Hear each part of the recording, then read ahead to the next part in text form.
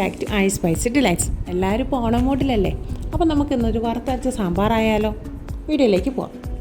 അപ്പോൾ സാമ്പാർ തയ്യാറാക്കാൻ വേണ്ടി നമുക്ക് ആദ്യം വേണ്ടത് പച്ചക്കറികളാണ്. പച്ചക്കറികൾ നിങ്ങൾക്ക് ഇഷ്ടമുള്ള പച്ചക്കറികൾ എടുക്കാം.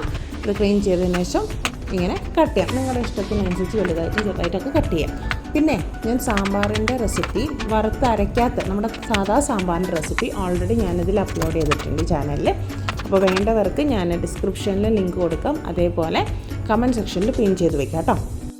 കുക്കറിലേക്ക് സാമ്പാർ പരിപ്പും നമ്മൾ അരിഞ്ഞു വെച്ചിട്ടുള്ള പച്ചക്കറികളും ആവശ്യത്തിനുള്ള വെള്ളവും ഉപ്പും കുറച്ച് മഞ്ഞൾപ്പൊടിയും കൂടി ചേർത്ത് നമുക്കിതൊന്ന് കുക്ക് ചെയ്തെടുക്കാം. 2 വിസിൽ മതി കേട്ടോ.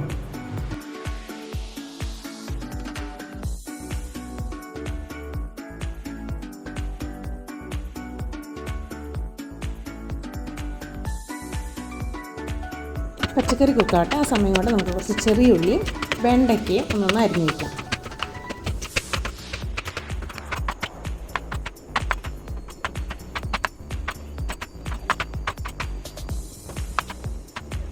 വറുത്തരച്ച സാമ്പാറിന് നമുക്കിനി അരപ്പ് തയ്യാറാക്കാം. അതിനുവേണ്ടി ഒരു പാനിലേക്ക് വെളിച്ചെണ്ണ ഒഴിച്ച് കൊടുക്കുന്നുണ്ട്. അതിലേക്ക് ചിരകിയ തേങ്ങ ചേർത്ത് കൊടുക്കാം. വറ്റൽമുളക്, 1 പിടി പച്ചമല്ലി, ഉഴുന്ന്, ഉലുവ, ഇതെല്ലാം കൂടി ഒന്ന് നന്നായിട്ടൊന്ന് റോസ്റ്റ് ചെയ്തെടുക്കാം. പിന്നെ ഇതിലേക്ക് ചേർത്ത് കൊടുക്കുന്നത് ചെറിയുള്ളിയാണ്. അതൊരു 2-3-4 ചെറിയുള്ളിയും കൂടി ചേർത്ത് കൊടുക്കാം. പിന്നെ ഇതിൻ്റെ ഒരു കുറവുണ്ടല്ലോ, കറിവേപ്പിലയും കൂടി ചേർത്ത് ഒന്ന് നന്നായിട്ടൊന്ന് ബ്രൗൺ കളർ ആവുന്ന വരെ ഒന്ന് ഇതുപോലെ കിട്ടണം കേട്ടോ. ഇതുപോലെ ഫ്രൈ ആയി കിട്ടണേ. ഇനി നമുക്കത് ചൂടാറാൻ വയ്ക്കാം. ചൂടാറാനു ശേഷം നമുക്കത് നല്ല പേസ്റ്റ് പോലെ അരച്ചെടുക്കാം. ഇനി വേറൊരു കടായിലേക്ക് വെളിച്ചെണ്ണ ഒഴിച്ച് കൊടുക്കാം. കടുകിട്ട് പൊട്ടിക്കാം. വറ്റൽമുളകും കറിവേപ്പിലയും ചേർത്ത് കൊടുക്കാം. ഇനി ഇതിലേക്ക് ചേർത്ത് കൊടുക്കുന്നത് വെള്ളയും ചെറിയുള്ളിയുമാണ്. ചെറിയുള്ളി വേണേൽ ഇടാൻ നോക്കാം കേട്ടോ. വെല്ലുള്ളി നമ്മളെന്തായാലും സവാള നമ്മൾ വേവിക്കാൻ കൂട്ടത്തിൽ ഇടുന്നുണ്ട്. അപ്പോൾ ഇതിൽ ചെറിയുള്ളി ഇടാം. നമുക്ക് ചെറിയുള്ളി ഇടുമ്പോഴാണ് ടേസ്റ്റ് ഉണ്ടാകുന്നത്. ഇതെല്ലാം കൂടി കുറച്ച് ഉപ്പും കൂടി ചേർത്തൊന്ന് വഴറ്റിയെടുക്കാം കേട്ടോ.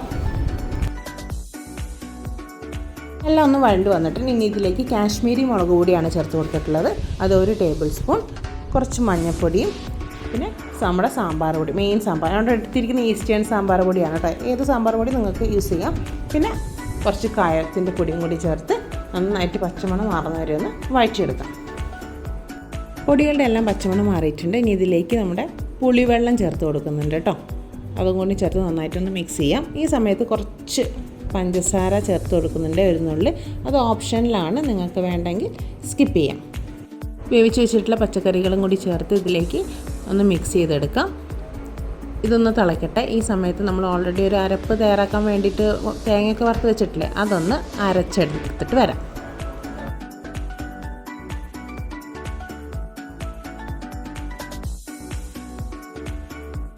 അങ്ങനെ നമ്മുടെ അരപ്പ് റെഡി ആയിട്ടുണ്ട്. അരപ്പ് ഇതിലേക്ക് മിക്സ് ചെയ്ത് യോജിപ്പിക്കാം. എല്ലാം മിക്സ് ചെയ്ത് ഒന്നൊന്ന് തിളച്ച് കഴിഞ്ഞാൽ നമ്മുടെ സാമ്പാർ ഇവിടെ പെർഫെക്റ്റ് ആയിട്ട് റെഡി ആയിട്ടുണ്ട്.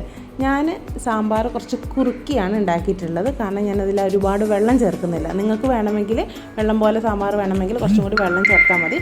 എനിക്ക് അത്ര വെള്ളം പോലത്തെ സാമ്പാറിന് വലിയ താല്പര്യമില്ല. എനിക്കിങ്ങനെ ചെറിയതായിട്ട് ഇങ്ങനെ കുറുകിയ ചാറോട് കിട്ടുന്ന സാമ്പാറാണ് എനിക്കിഷ്ടം. അതുകൊണ്ടാണ് ഞാനിങ്ങനെ ചെയ്തിട്ടില്ല കേട്ടോ.